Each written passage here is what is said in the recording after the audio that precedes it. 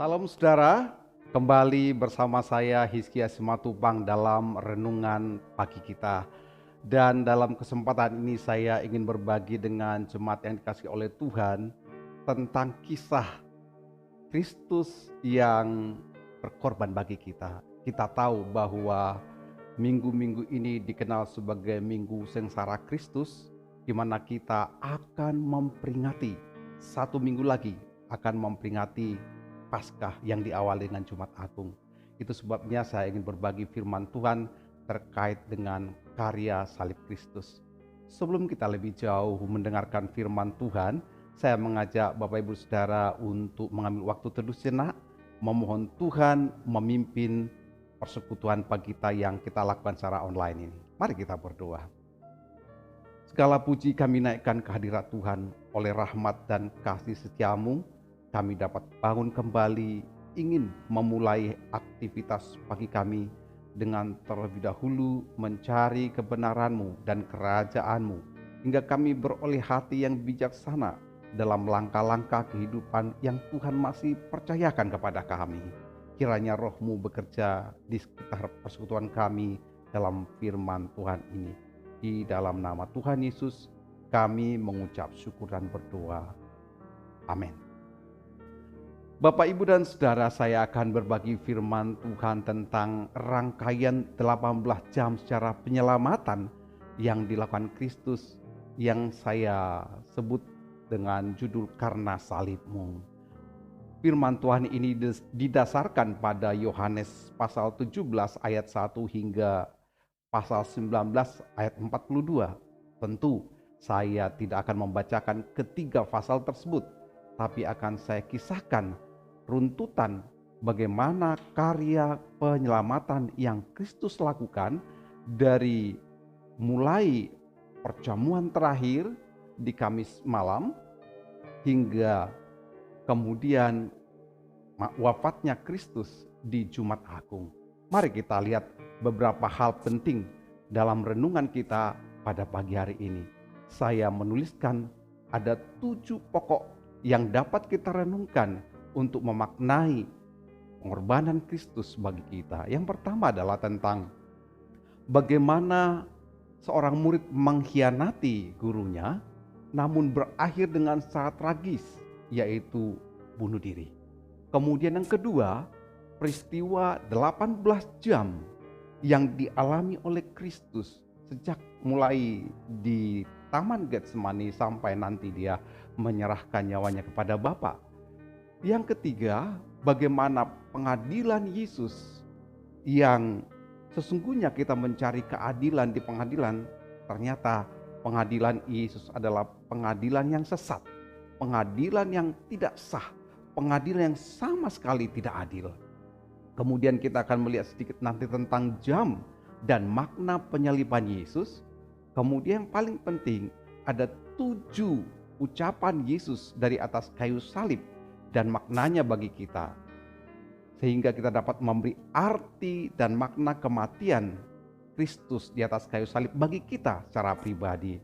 Dan saya juga akan mengundang kita memberi tanggapan pada karya Kristus tersebut. Mari kita mulai hal pertama dari renungan pagi kita ini. Yang pertama adalah pengkhianatan yang berakhir dengan bunuh diri. Kita tahu bahwa salah seorang murid dari Yesus yang bernama Yudas Iskariot dicatat dalam Matius pasal 26 ayat 21 hingga 23. Di sana disebutkan bahwa Yudas memiliki niat untuk menyerahkan gurunya dengan upah atau dengan uang bayaran 30 keping uang perak. Ini dicatat pada Matius pasal 26 ayat 14 hingga 16. Kemudian Yudas Iskariot mencari kesempatan yang baik menurut pikiran dia untuk menyerahkan Yesus. Dia tahu di mana Yesus acap kali bermalam, di mana Yesus singgah, dan dia mencari strategi penyerahan sang guru dengan cara yang sangat soft, tanpa terlihat ada sebuah pengkhianatan di sana. Kemudian kita tahu peristiwa Taman Getsemani. Setelah Yesus berpeluh darah berdoa, kemudian rombongan yang dipimpin oleh Yudas Iskariot datang dan menangkap Yesus. Setelah Yesus ditangkap, sebenarnya Yudas Iskariot ada penyesalan yang menghantui dirinya, di mana ada penyesalan dia menyerahkan sang guru. Namun penyesalan Yudas Iskariot tidak disertai dengan pertobatan. Malah yang terjadi adalah penyesalan dengan tindakan bunuh diri. Sehingga habislah kesempatan bagi Yudas Iskariot untuk bertobat. Mari kita tinggalkan Yudas Iskariot yang gagal di dalam mengikut Yesus.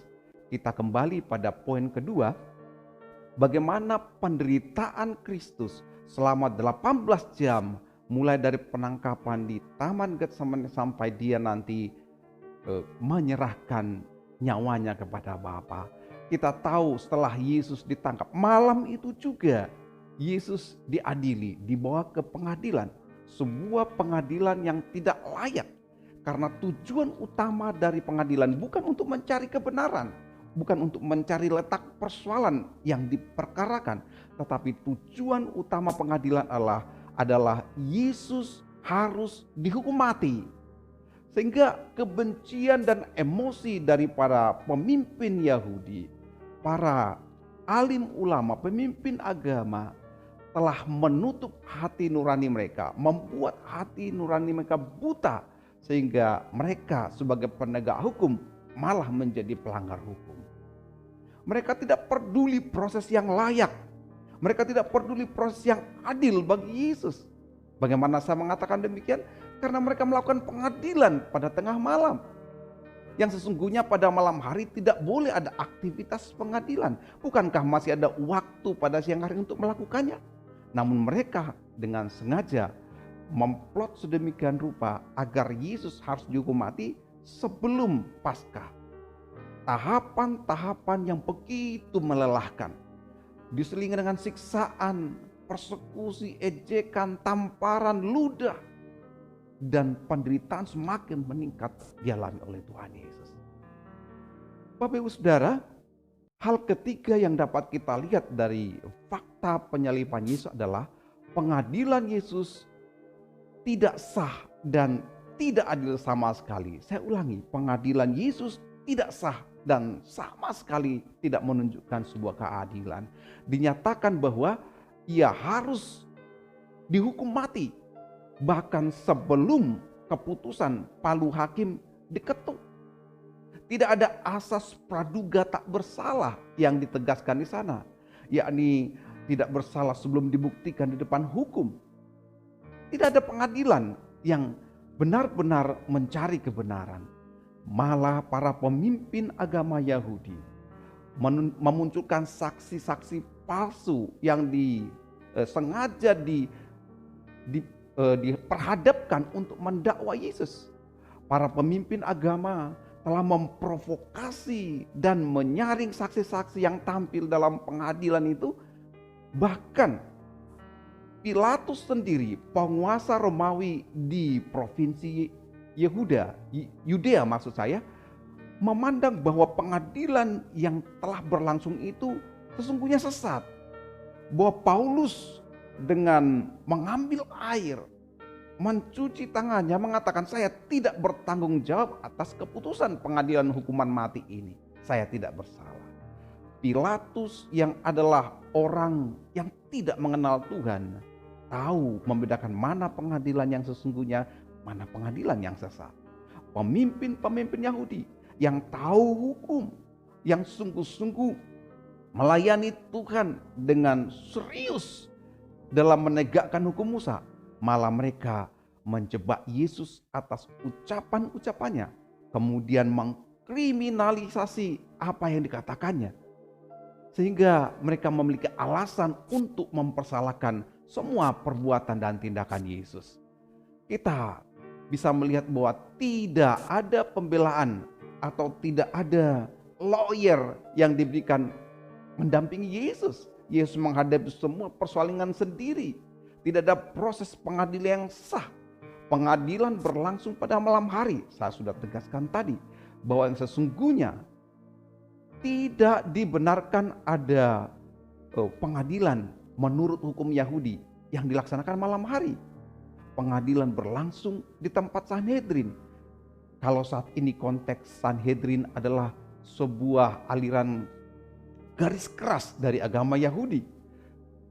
Sebenarnya pengadilan selalu dilakukan di tempat kaum Farisi, tetapi pada saat itu para imam, para pemuka agama sengaja melakukan pengadilan di kelompok Sanhedrin yang merupakan kelompok garis keras dari agama Yudaisme.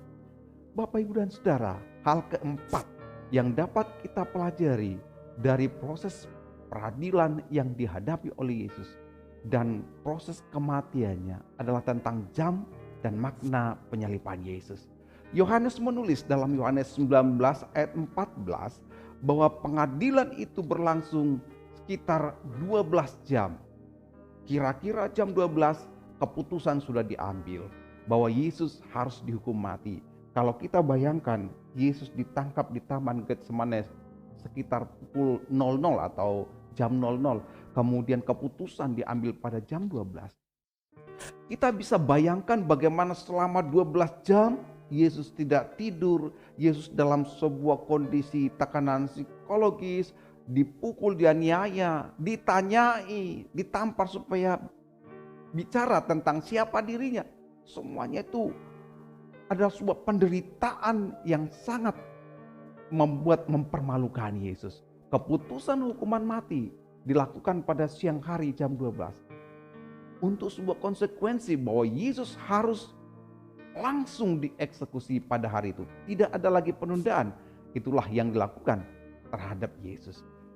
Kebiasaan hukuman Romawi pada seorang yang terdakwa terhukum mati adalah dengan cara disalibkan. Penyaliban dalam pandangan Yahudi adalah sebuah kutukan. Sebagaimana firman Tuhan di dalam Galatia 3 ayat 13, saya akan membacakannya bagi kita. Di sana dikatakan, Galatia 3 ayat 13, Yesus telah menebus kita dari kutuk hukum Taurat dengan jalan menjadi kutuk karena kita. Sebab ada tertulis, terkutuklah orang yang digantung pada kayu salib. Terkutuklah orang yang digantung pada kayu salib. Semua ini dilaksanakan, dilangsungkan pada tubuh Kristus. Agar kita yang sesungguhnya yang harus dihukum mati akibat dari dosa dan perbuatan kita yang jahat, yang melanggar hukum-hukum Tuhan. Semua dosa dunia ditimpakan kepada Yesus menjadi substitusi bagi kita, pengganti kita. Sehingga kita boleh mengalami kemerdekaan, mengalami kebebasan dari dosa. Bapak, Ibu, dan Saudara, berikut adalah 7 ucapan Kristus di atas kayu salib yang memiliki makna sedemikian mendalam bagi kita. Dan 3 di antara ucapan Kristus ini disampaikan secara spesifik kepada orang-orang yang akan kita lihat ini. Yang pertama adalah kepada para pembenci, kepada para eksekutor yang melangsungkan penghukuman. Yesus berkata, "Ya Bapa, ampunilah mereka, sebab mereka tidak tahu apa yang mereka perbuat." Dicatat oleh Lukas pasal 23 ayat 34. Ini mengajarkan pada kita untuk melepaskan pengampunan dan maaf bagi setiap orang yang berusaha mempersekusi kita, yang melukai kita. Mengajarkan bagi kita bahwa Kristus tidak pernah menuntut balas. Demikian diajarkan bagi murid-muridnya agar kita tidak menuntut balas. Karena pembalasan adalah hak Allah. Yang kedua, perkataan ini ditujukan kepada penjahat yang ada di sebelahnya. Kita tahu bahwa di sebelah Yesus ada 2 orang penyamun, penjahat. Yang seorang mengejek Yesus, yang menista Yesus, tidak mempercayai Yesus sebagai juru selamat. Yang seorang lagi menyadari bahwa dia adalah orang berdosa yang layak menerima hukuman sesuai dengan perbuatannya. Namun dia tahu kisah tentang Yesus adalah orang yang suci, orang yang mulia, yang tidak melakukan dosa, tapi mengalami siksaan yang sama. Sehingga dia berkata, "Yesus, ingatlah akan aku ketika engkau datang dalam kerajaan-Mu." Yesus mengucapkan ucapan yang indah terhadap penyamun yang bertobat ini, dia mengatakan, aku berkata kepadamu, sesungguhnya hari ini juga engkau ada bersama-sama dengan aku di dalam Firdaus. Dicatat dalam Lukas pasal 23 ayat 43. Di sini Tuhan memberi kesempatan bagi setiap orang. Bahkan pada detik-detik terakhir seseorang akan meregang nyawa, dia selalu akan memberikan kesempatan untuk bertobat. Yang ketiga, ucapan ini ditujukan ketika ia melihat ibunya dan murid yang dikasihinya. Dia berkata, "Ibu, inilah anakmu." Kemudian katanya kepada muridnya, murid yang dikasihinya, "Inilah ibumu." Dicatat Yohanes pasal 19 ayat 26 hingga 27.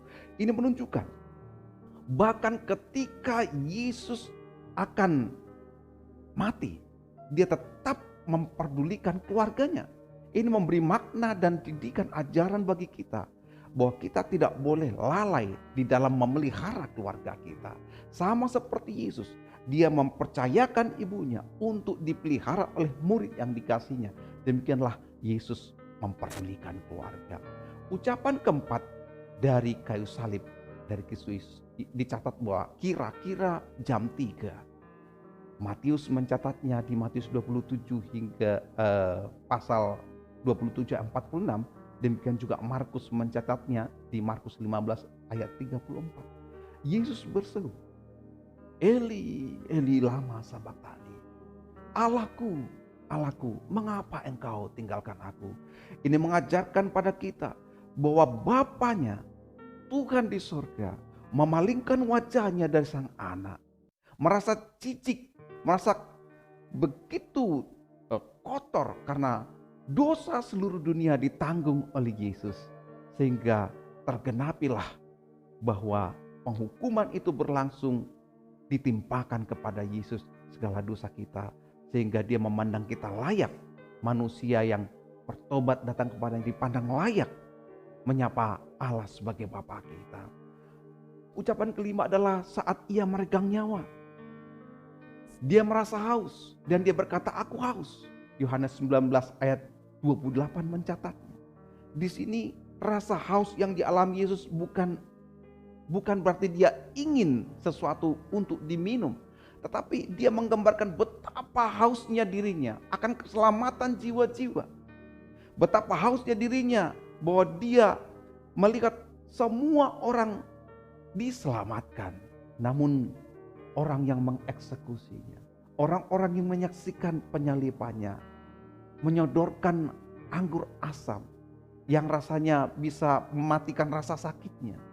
Namun Yesus menolak untuk minum anggur asam itu. Dia tidak mau penderitaan dan rasa sakit itu terkurangi demi kita, demi cintanya kepada kita. Dan dia berseru, "Sudah selesai. Tetelestai." Sudah genap seluruhnya. Sama seperti anak domba yang disembelih, terbakar seluruhnya. Yesus melakukannya bagi kita sebagai anak domba Allah. Selesai penebusan dan pembayaran hutang dosa. Ucapan yang ketujuh adalah ucapan seruan yang memilukan. Ketika dia berseru, "Ya Bapa, ke dalam tanganmu kuserahkan nyawaku." Lukas 23 ayat 46. Di sini menggambarkan bahwa kematian Yesus bukanlah sebuah tragedi karena siksaan dan aniaya. Sesungguhnya Yesus bisa keluar dari siksaan itu. Namun Yesus mati adalah karena dia menyerahkan nyawanya kepada sang pemilik kehidupan. Bukan karena penderitaan paku yang menusuk tangan dan kakinya maupun tombak yang menghujam lambungnya. Bukan. Karena dia bisa membangkitkan orang mati, dia menyembuhkan, bahkan memberi mata baru kepada orang yang lahir buta. Tentu dia sanggup keluar dari aniaya dan penderitaan itu. Tetapi dia mengambil keputusan untuk menjalani siksaan sampai meregang nyawa. Dan dia menyerahkan nyawanya ke tangan sang Bapa. Bapak Ibu Saudara yang dikasih oleh Tuhan, apa arti dan makna kematian Tuhan Yesus bagi saudara? Saya mencatat paling tidak ada 7 juga apa makna dan arti kematian Yesus bagi kita. Yang pertama adalah bahwa arti dan makna kematian Yesus sebagai penggenapan janji Tuhan. Bahkan di Kejadian pasal 3 ayat 15, ketika manusia baru pertama kali jatuh dalam dosa, Tuhan sudah menjanjikan sebuah penebusan. Di sana dituliskan bahwa ular akan meremukkan tumit sang anak perempuan itu, dan anak keturunan anak perempuan itu akan meremukkan kepala sang ular. Ini menunjukkan bahwa tumit yang terpaku, yang diremukkan itu adalah bukti penyalipan Yesus. Dan Yesus menginjak kepala ular yang mewakili ada simbol si iblis, si jahat yang selalu membawa manusia ke dalam dosa. Diremukkan sehingga kuasa dosa tidak berkuasa lagi. Iblis tidak berkuasa lagi atas kita. Kedua, membuka pintu perdamaian bagi kita dengan Allah. Allah telah menyibakkan, mengoyakkan tabir yang membatasi ruang Maha Kudus dengan ruang kudus. Bagaimana kita bisa dapat langsung datang kepada Allah, menyapa Dia sebagai Bapa kita. Ketiga, membuat kita dibenarkan. Kita dibenarkan bukan karena perbuatan kita, tetapi karena karya Kristus di atas kayu salib, sehingga Allah Bapa memandang kita dalam posisi yang benar. Yang keempat, bahwa Kristus menjadi pengganti bagi kita sebagai penebusan atas dosa-dosa kita, sudah saya uraikan tadi. Yang kelima, memberikan kepada kita kesempatan dan hidup yang kekal, membawa kita kepada kerajaan Allah dalam kemuliaan. Keenam, Tuhan ingin membangun hubungan, relasi yang baru dengan kita, seperti yang dicatat dalam 2 Korintus 5 ayat 17, bahwa yang lama sudah berlalu, sesungguhnya yang baru sudah datang.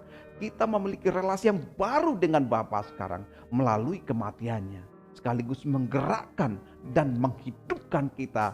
Kehidupan rohani kita yang telah mati dihidupkan kembali. Dan yang terakhir, ketujuh, membuat kita lebih kuat dalam menanggung penderitaan, dalam menanggung aniaya dan persekusi dan kesulitan hidup. Juga membawa kita kepada kedewasaan rohani dan menjadikan kita lebih utuh dan sempurna sesuai dengan tulisan Rasul Paulus di 2 Korintus pasal 12 ayat 10. Jadi apa yang dapat kita simpulkan dari semua peristiwa ini? Saya menantang, mengajak Bapak Ibu Saudara, siapapun yang mendengarkan renungan firman Tuhan ini, apa tanggapan kita atas karya penyelamatan Kristus ini? Bagaimana kita meresponi pengorbanan Kristus ini? Saya mengajak kita untuk menyatakan kebutuhan kita akan Yesus Kristus, mengundang Dia sebagai Tuhan dan Juru Selamat kita. Ambil sebuah langkah untuk menyesali dosa, menyesali kesalahan kita, dan ambil langkah pertobatan, dan tidak mengulangi lagi dosa-dosa yang selama ini kita perbuat, serta tantangan untuk mempersembahkan yang terbaik dari kehidupan kita untuk kita persembahkan bagi kerajaannya dan kemuliaan namanya. Kiranya Roh Kudus menggerakkan hati kita, mengambil keputusan untuk sungguh-sungguh mengikut Dia, karena salibnya lah kita diselamatkan. Mengakhiri renungan pagi ini, saya mengajak Bapak Ibu Saudara untuk berdoa sejenak, menyerahkan kehidupan kita di dalam tangan Tuhan, mempercayakan seluruh kehidupan kita di dalam pemeliharaannya atas kebutuhan-kebutuhan pribadi kita. Juga berdoa bagi gereja kita, gereja Tuhan di seluruh dunia, untuk terus mewartakan karya keselamatan dan salib Kristus. Serta kita juga berdoa bagi bangsa dan negara kita. Mari kita berdoa. Syukur kami naikkan kehadirat Tuhan, oleh karya salib-Mu kami diselamatkan. Betapa mulia pengorbanan-Mu, Sang Anak Domba Allah yang telah dikorbankan bagi penebusan dosa-dosa kami. Saat ini Tuhan, kami mempercayakan seluruh kehidupan kami, segala kebutuhan kami di dalam tangan Tuhan, bahwa Engkau yang berjanji memberikan kami segala apa yang kami perlu menurut kemuliaan-Mu. Dan kami percaya Tuhanlah yang memelihara setiap langkah-langkah kehidupan kami dalam menjalani kehidupan yang masih Tuhan percayakan di dalam kondisi kesehatan dunia yang masih belum selesai dalam pandemi ini. Kami percaya Tuhan yang memelihara setiap kehidupan anak-anak. Kami berdoa ya Tuhan bagi mereka yang dalam kesesakan, penderitaan, gereja Tuhan yang dalam persekusi, umat Tuhan yang dalam kesukaran karena namamu, karena mengikutmu. Beri mereka kekuatan untuk terus tekun di dalam mengiring Engkau sampai kesudahannya. Kami berdoa bagi mereka yang saat ini dirawat karena sakit, apapun kondisi kesehatannya. Tuhan sanggup memulihkan, menyembuhkan, dan oleh bilur-bilur-Mu Engkau memberikan jaminan bagi kami telah disembuhkan. Saat ini juga kami berdoa ya Bapa, untuk gereja Tuhan, khususnya jemaat-Mu GKM Kenari, di mana kami hidup dan juga bertumbuh bersama-sama. Kami mohon pertolongan Tuhan.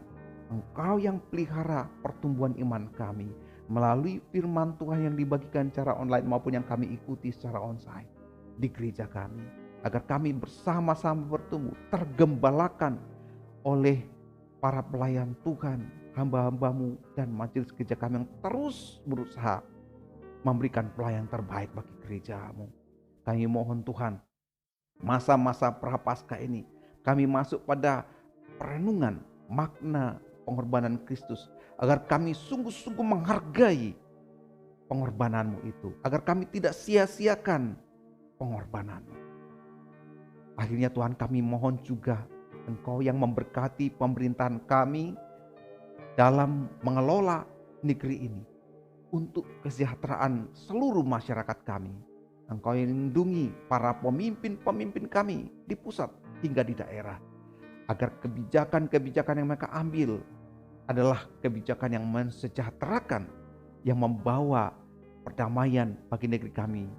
Kami menyerahkan para tenaga kesehatan yang terus berjuang untuk mendistribusikan, menyuntikkan vaksin yang sedang dijalankan, juga ketersediaannya bagi lebih dari 180 juta masyarakat Indonesia yang membutuhkannya, hingga terbentuk herd community, kekebalan komunitas di negeri kami.